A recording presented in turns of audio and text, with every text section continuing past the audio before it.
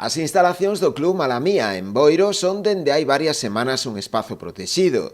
E iso foi posible grazas á adquisición dun desfibrilador semiautomático, o que se sumou tamén á realización por parte do persoal do club dun curso de formación nas técnicas básicas para saber empregalo. A súa compra foi posible grazas á posta en marcha dunha campaña solidaria promovida dentro do proxecto Salvavidas a través da venda de pulseiras. Pues lo hicimos a través de un proyecto que se llama Proyecto Salvavidas, que nos facilitaban unas pulseras y el propio club las facilitaba a los padres para que ellos, entre participantes, deportistas, papás, mamás, vendieran este tipo de pulseras y conseguir así un bote. Con ese bote nosotros lo vinculamos al proyecto Salvavidas y el proyecto Salvavidas pues nos facilitó el desfibrilador. La verdad que creo recordar que la primera remesa de pulseras en 2 semanas la sacamos adelante, la segunda costó un poquito, pero bueno, en 1 mes y medio, 2,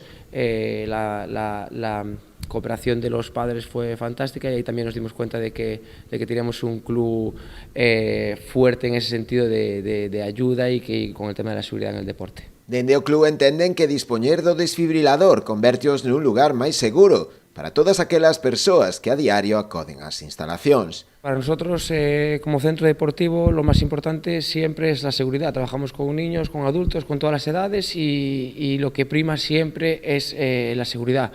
Hoy en día, por desgracia o por lo que se ve en la tele, cada vez tenemos más información que nos pone en modo alerta. Hay mucha gente con cardiopatías que no lo saben y demás.